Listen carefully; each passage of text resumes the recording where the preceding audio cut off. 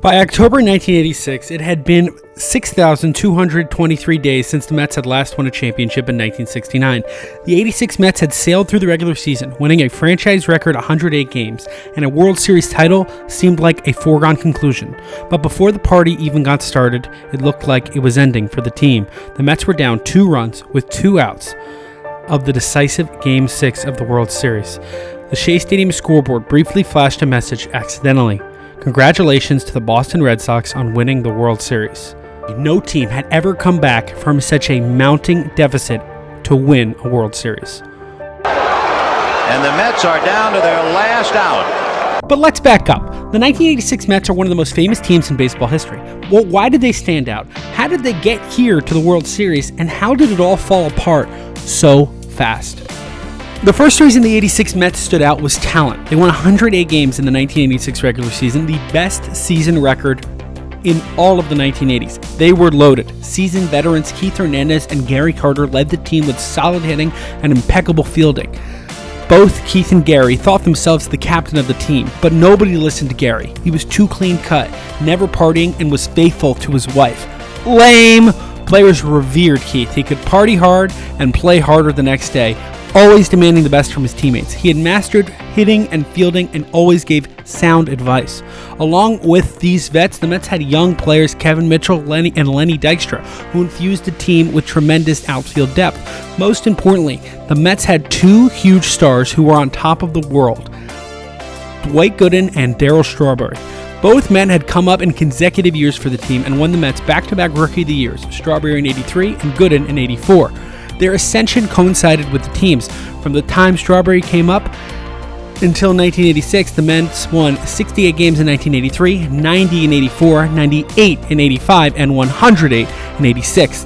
By 1986, both these men, Doc and Darryl, had become perennial all-stars and 2 of the finest young players in baseball just entering their primes.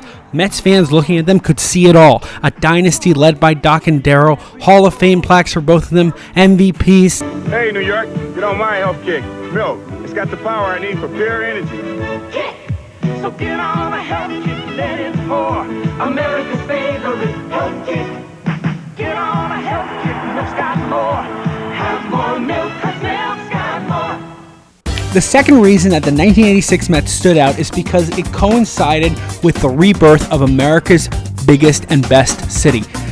By the mid-'80s, New York City was on the rise, fueled by economics and cocaine. People were partying. You go downtown, you party. You go to Midtown, you party. Go to Queens, you party. You have cocaine all night. And the 1986 Mets were doing all of it. They were having cocaine all night. And then they were partying, and then they were starting fights on the field. And then they punched this guy. And then they went to this town, 4 of them got arrested. And then they partied harder. And then they won more games. They had more home runs, more strikeouts. The fans connected with this because everybody was high on cocaine, and the Mets were high on cocaine, and the Mets were winning, and the New York City was winning, and everybody's winning.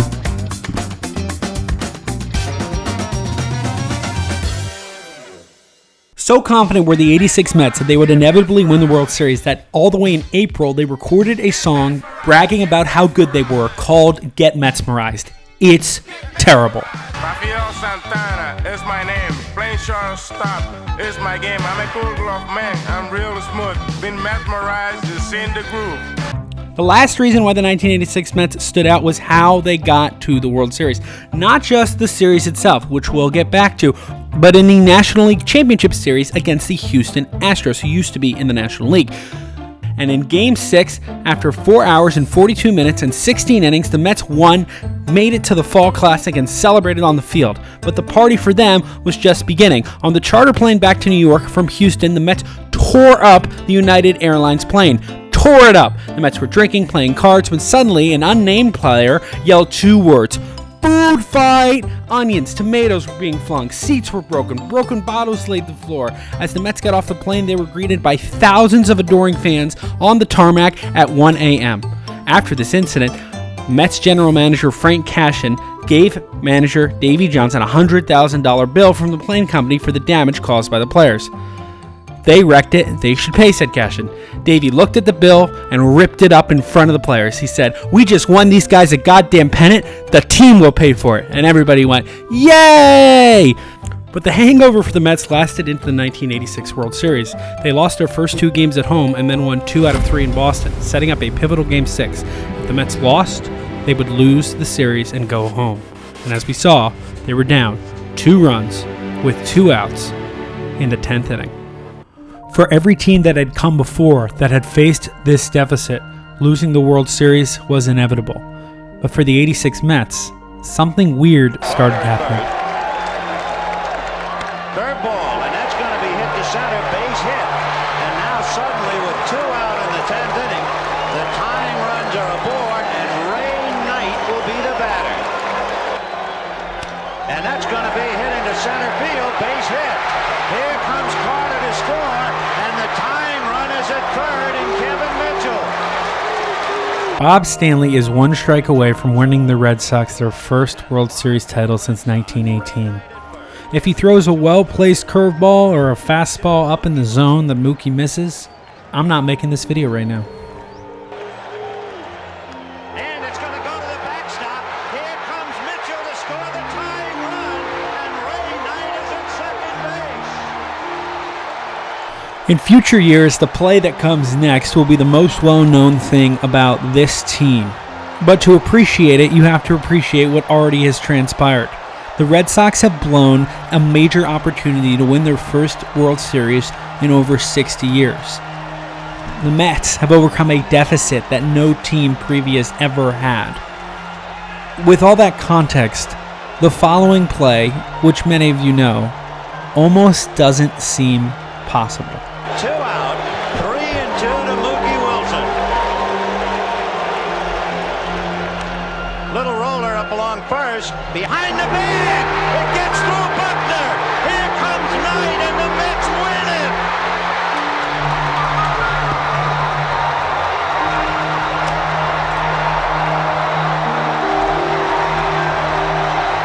If one picture is worth 1,000 words, you have seen about 1,000,000 words. 2 days after this insane epic win, the Mets would seal the deal, becoming World Series champions for the second time. Almost immediately, things for this team started going wrong. A day after they won the World Series, 2 million New Yorkers came out to celebrate the 25 men who had just brought the city a championship. Trouble was, only 24 of the men were there. Dwight Gooden slept late and was at his drug dealer's house, getting high. Things got worse from there. In December, the Mets traded Kevin Mitchell to San Diego. Mitchell would go on to win an NL MVP within 2 years of this deal. In February, Ray Knight, the man who had jumped emphatically on home plate after Bill Buckner's error, and the World Series MVP, was signed by the Baltimore Orioles. The Mets never made an offer. In March, it was announced that Dwight Gooden would start the 87 season on the disabled list because he had failed a test for cocaine and would enter rehab. Darryl Strawberry was doing a little better. In Game 7 of the World Series, he had hit a go-ahead 3-run homer in the 6th inning off Boston pitcher Al Nipper. Strawberry watched it fly for a justified amount of time, considering this home run cemented the Mets as World Series champions. But this was the 1980s, and Nipper publicly said that the next time he would face Straw, he would hit him. Now, in the 80s, interleague play did not exist, so the Mets wouldn't play the Red Sox unless they met him again in the World Series. But they did play in spring training. Sure enough, Al Nipper kept his word. Without their ace pitcher Gooden, the 86 Mets sputtered out of the gate and never recovered. They failed to make the playoffs, winning just 92 games. The next season, they made it back to the playoffs, where they played the Dodgers, looking to go to the World Series. The series went to 7 games. And in Game 7, Dodgers pitcher Orel Hershiser, who pitched 88 consecutive scoreless innings that year, dominated the Mets, throwing a complete game shutout and ending their season. The franchise wouldn't be back in the playoffs for 11 years. From here, the 86 team began to splinter right away. At spring training 1989, the team was taking a photo, but they couldn't get the snapshot off because their 2 biggest stars were fighting and needed to be physically separated. Keith Hernandez and Darryl Strawberry were going at it. Darryl had vowed he wanted the new contract, and Keith publicly said he shouldn't have been talking about it publicly. Darryl disagreed. Things were getting worse for Keith on the field. The miles were catching up, and he steeply declined in 1989. Eventually, the Mets released him, and he spent 1990 with Cleveland and then retired. Things for Darryl were getting worse off the field. He was addicted to cocaine, and his personal life was under scrutiny as he was hit with a paternal lawsuit in April '89, and his wife then filed for divorce. Early in 1990, things got worse. Well, right, because on January 26, 1990, you came home from a night of drinking, and your wife was out as well. And a really bad situation happened next. Oh, yeah. I mean, no doubt about it. I pulled a pistol on her face. That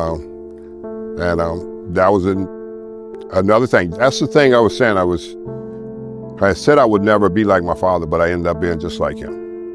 Right. Ended up being the same way of who he was. And a lot of times when kids grow up and they see that in the home, eventually it plays out in their life and they end up doing the same thing. It's not like it's something you want to do, but it becomes a part of who you are. No charges against Straw were filed, and he was able to start the 1990 season with the Mets. Remarkably, throughout all the turmoil from 1987 to 1990, Darryl Strawberry remained consistent on the field and was the Mets' best player. Dwight Gooden had a harder time. He missed most of the 1989 season with a shoulder injury, and in 1990 he started a fight on the field. After this fight and a slow start, the Mets fired manager Davey Johnson. Quote, "We all had our differences with him, but we all respected him. I feel us not playing well let him down. He gave us room to succeed, and we didn't do it," Mets pitcher Ron Darling said. In 1991, the Mets let Darryl Strawberry go to the Dodgers in free agency. Just 5 years out of the World Series run in '86, by '91, the Mets only had one man in their starting lineup who had been on the '86 team, Howard Johnson. From here, the Mets team no longer reflects the '86 team on any level except for its logo. And that's what ownership wanted. They were disgusted by the headlines of drugs and violence that the team had come to be accustomed with. They wanted more clean-cut players, and for that, the Mets lost their edge on and off the field. But the story of members of the '86 team doesn't end here. After their epic ride together, the 25 or so ball players had vastly different life experiences, and there are many stories to tell.